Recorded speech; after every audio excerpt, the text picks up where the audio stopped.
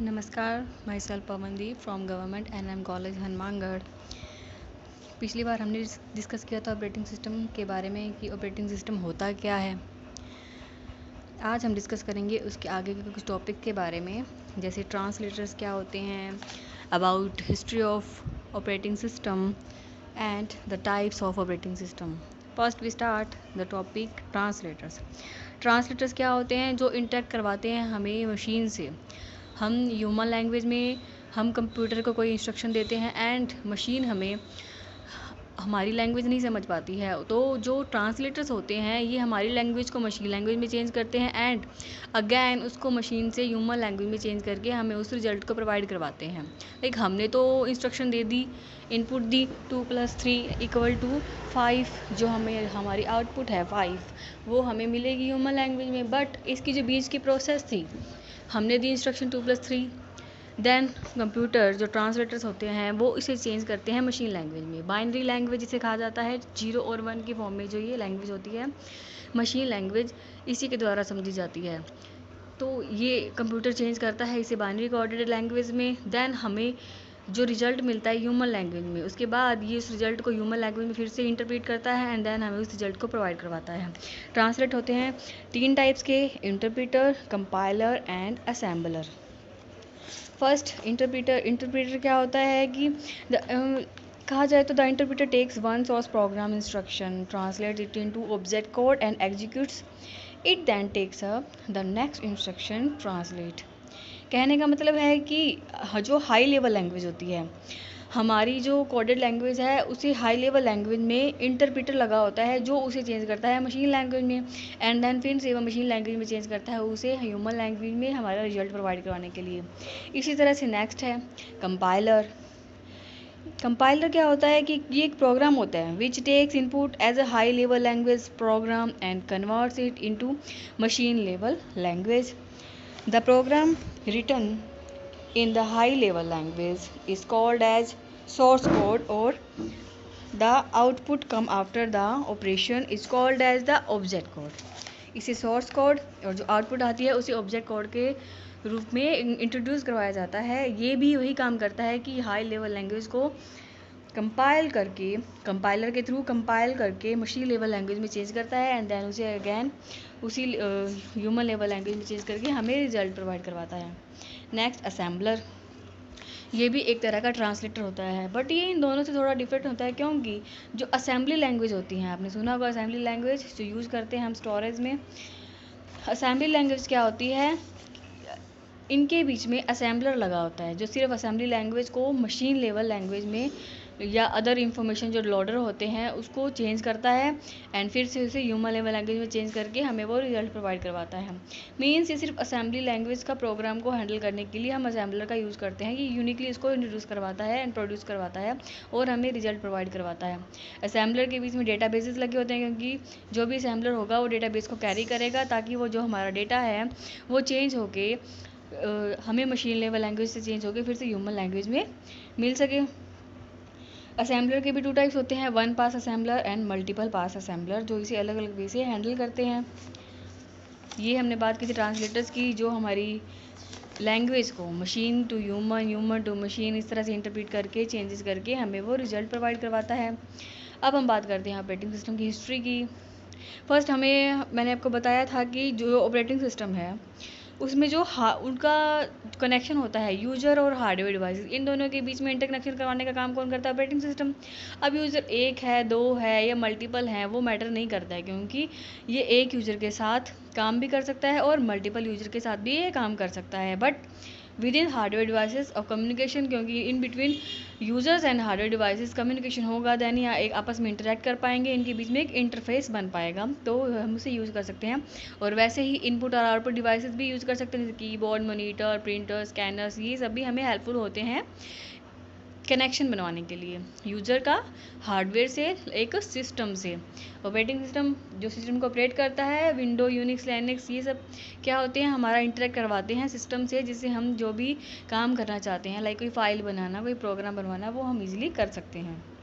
अब history of operating system के बारे में बात करें, इसके बारे में कहूँ तो like the first computer did not have operating system.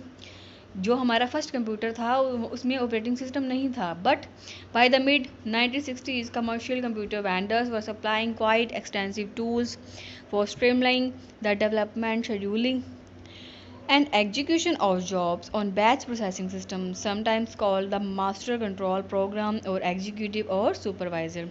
Mid 1960s में ये डेवलप हुआ था, जो हमें उसके बाद जो फर्स्ट कंप्यूटर था जो वो तो without operating system, without OS था, उसमें कोई भी हम ऐसा सिस्टम नहीं था जिससे हम उसे ऑपरेट कर सकते थे। बट बाद में 1960s के बीच में हमें ये प्रोड्यूस हुआ ऑपरेटिंग सिस्टम जिसके थ्रू हम कंप्यूटर को यूज़ कर सकते थे। उनके बीच में एक इंटरफेस बना हमारे एक क्लाइंट और सर्वर के बीच में, जिसे कहा जाता है the operating system originally deployed on mainframes and much later the originally microcomputer operating system only supported one program at a time.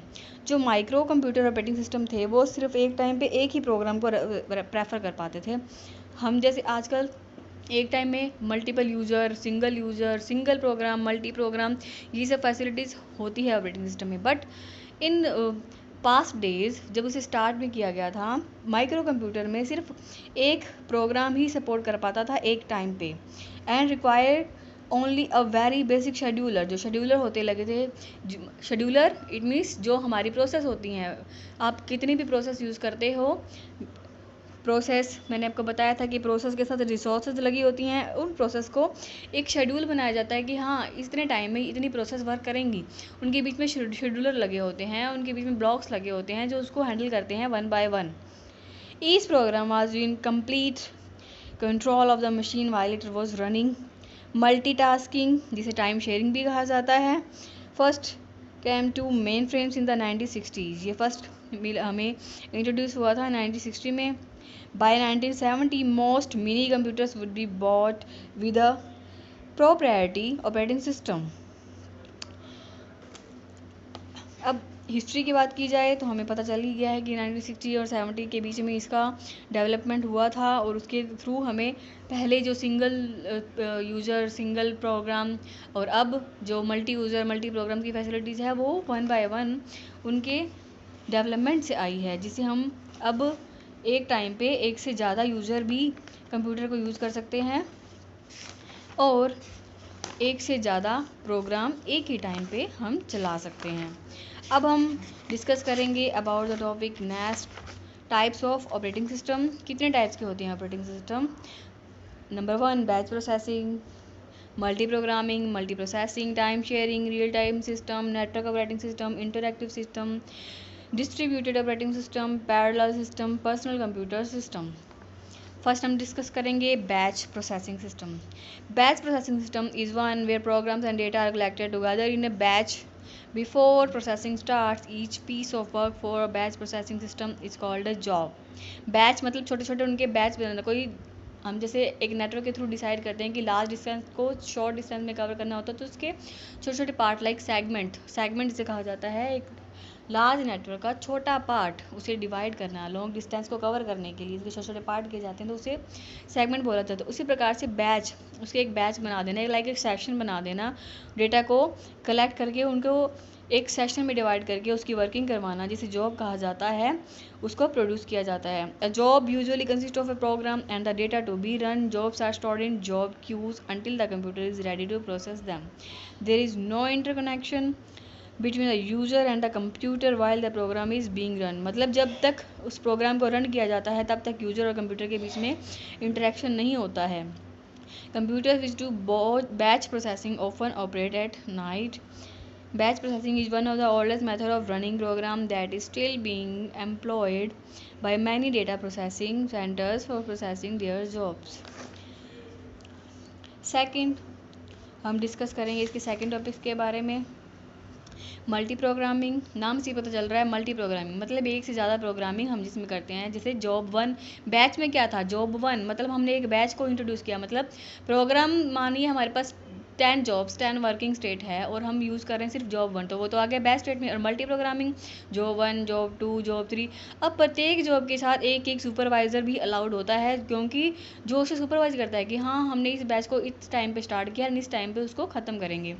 पर यूज़ हम मल्टी प्रोग्रामिंग नाम से बताया मैंने आपको, जैसे हम एक टाइम पे मल्टी प्रोग्राम को चला सकते हैं, उसको ऑपरेट कर सकते हैं। In case of batch processing, the batch programs are loaded one after another in sequence into the main memory for processing. Once loaded the program will remain in the main memory until its execution is complete. जबकि second जो topic है हमारा, कहने का मतलब है जो second part है मल्टी प्रोग्रामिंग, जो बैच प्रोसेसिंग थोड़ा डिफरेंट है, इसमें हम मल्टी प्रोग्रामिंग यूज़ कर सकते हैं, मतलब एक टाइम से एक से ज़्यादा प्रोग्राम को हम ऑपरेट कर सकते हैं, चला सकते हैं। In order to overcome the problem of under utilization of main memory and the CPU और concept of multi programming is use, मतलब जो मेन मेमोरी या CPU में प्रॉब्लम्स आ जाती है कभी कभी अंडर यूटिलाइजेशन की, तो उसको रिकवर करने के लिए इस मल्टी प्रोग्रामिंग का यूज़ किया जाता है।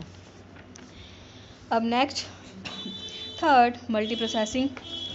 मल्टी प्रोसेसिंग में क्या होता है कि the idea to improve the performance of computer system by using more than one CPU is called as multi processing system. The term multi processing is used to describe the interconnected computer configuration or computers with two or more independent CPUs that have the ability to simultaneously execute several programs. Simultaneously it means एक के बाद एक की process.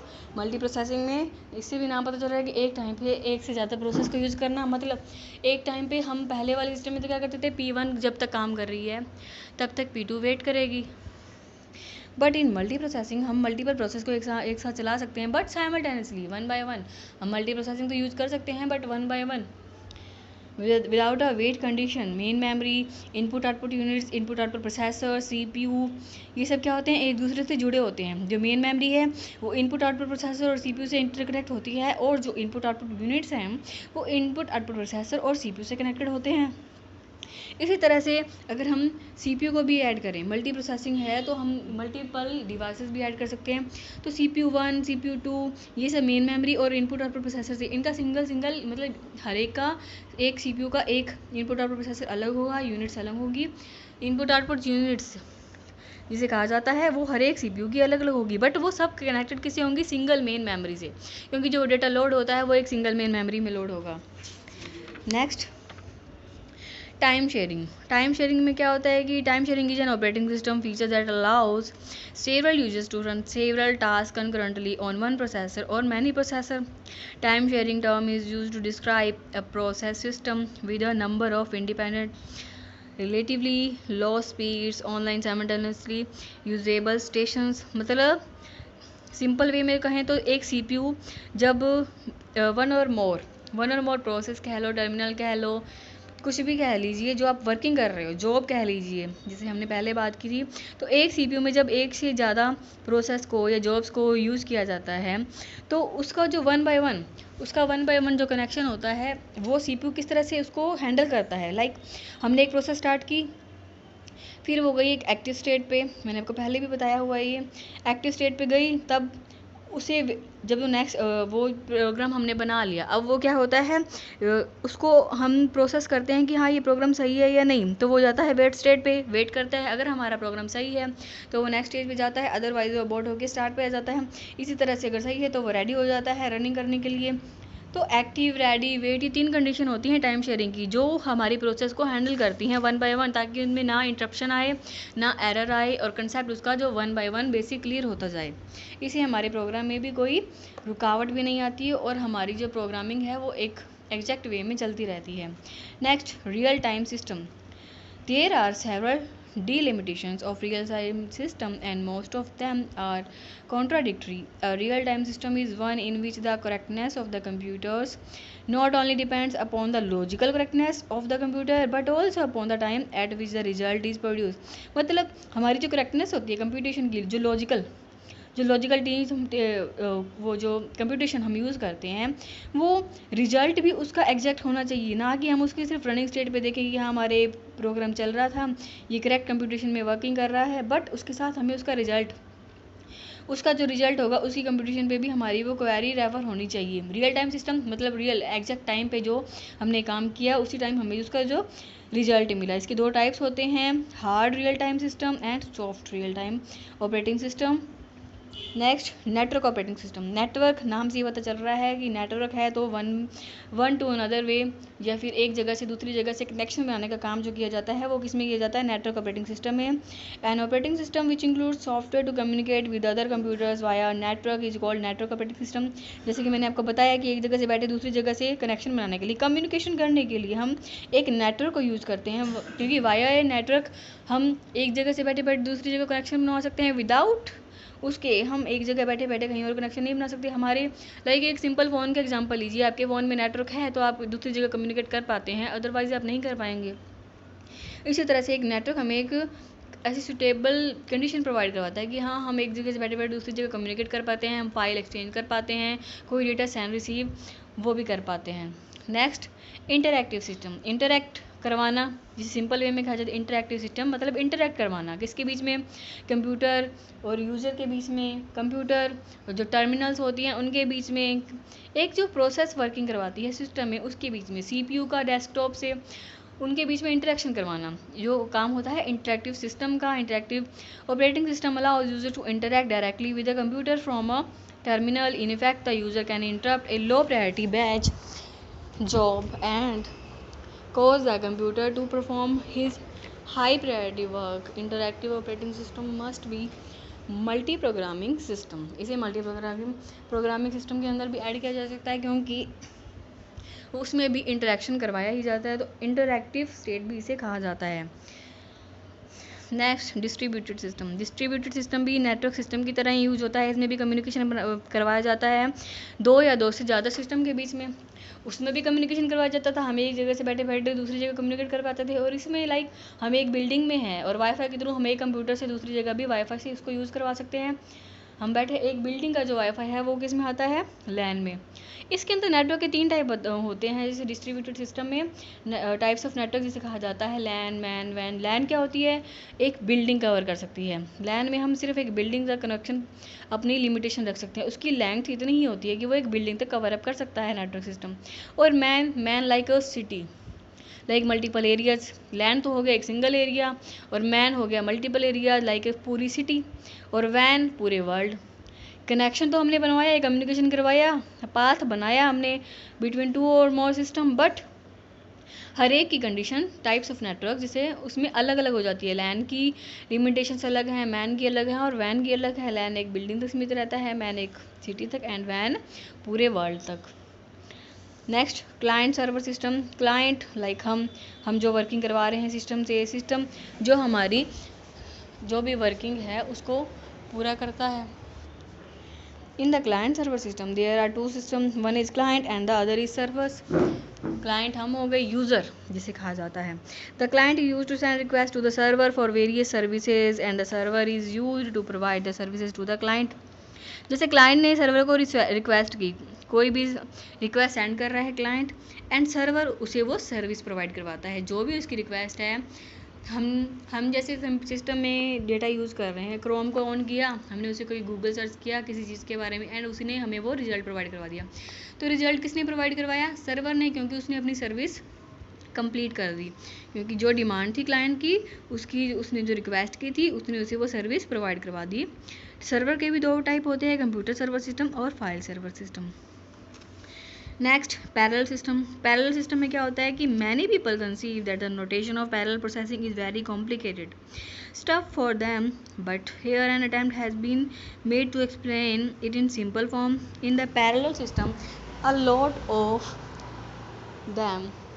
lot of processor either in computer or inside several linked machines gang up to work on a single problem at one time. A simple PC has one processor. A computer built to handle parallel programming can have hundred of processor. मतलब इसमें क्या होता है, like जो मैंने ALU का बताया था आपको, CPU में कितने काम किए जाते हैं, 3 टाइप के चीज़ें हैंडल करता है, ALU, CU and memory. ALU में क्या होता है, अरिथमेटिकल लॉजिकल यूनिट, जो अरिथमेटिक ऑपरेशन को परफॉर्म करता है। अब जो पैरेलल सिस्टम है इसमें हम उस ऑपरेशन को परफॉर्म कर सकते हैं अरिथमेटिक, जैसे A+B = C। अब जो प्लस है वो तो एक ऑपरेटर हो गया जिसे अरिथमेटिक ऑपरेटर के अंदर इंट्रोड्यूस किया गया था। ए और बी क्या हो गए, ऑपरेंड्स, मतलब इन ऑपरेंड्स पे एक ऑपरेशन परफॉर्म हो रहा है, कौन सा, प्लस, उसका रिजल्ट किस में आ गया, सी में। तो जो ए की वैल्यू 10 है, बी की 20 है, तो दोनों का प्लस होकर किस में गया, सी में 30। अब सी को जब हम आउटपुट के लिए शो करवाएंगे तो क्या रिजल्ट हमें मिलेगा, 30। बट मिला किसके थ्रू, एक पैरेलल सिस्टम बनाने के थ्रू। हमने उसका एक पैरेलल सिस्टम बना दिया कि जब ए और बी जब काउंट होंगे आपस में तो उनका इसका रिजल्ट डायरेक्टली किस में जा रहा है, सी उसकी आउटपुट शो करवाएगा और हमें उसका रिजल्ट मिलेगा। Next and last, personal computer system. The personal computer system is called as simple PC. The PC is used to perform the simple task as shown. Like हम टास्क ऑफ पीसीज की बात करें, task of PCs में क्या होता है कि information को रिकॉग्नाइज करवाना, इंफॉर्मेशन को सेंड करना, या जो डिवाइसेस हैं हमारी इनपुट और आउटपुट उसे कंट्रोल करना। एक पर्सनल कंप्यूटर में जो जो काम होते हैं कि हमने इंस्ट्रक्शन दी, हमने जो उसको सेंड किए इंफॉर्मेशन जो भी थी, और उसके बाद जो हमारी डिवाइसेस हैं जो हमारा इंटरेक्ट करवा रही हैं कंप्यूटर से, उसको कंट्रोल करना। Operating system are responsible for running assistive technology applications such as screen magnifiers. There are the basic for running common applications such as printers and scanner. इसमें हमने बताया कि पर्सनल कंप्यूटर उसको किस किस तरह से उसको यूज़ कर सकते हैं या वो किस किस तरह से काम करता है। आज हमने डिस्कस किया ट्रांसलेटर्स के बारे में, history of operating system and the types of operating system. अब नेक्स्ट डिस्कस करेंगे किसी और टॉपिक के बारे में। धन्यवाद।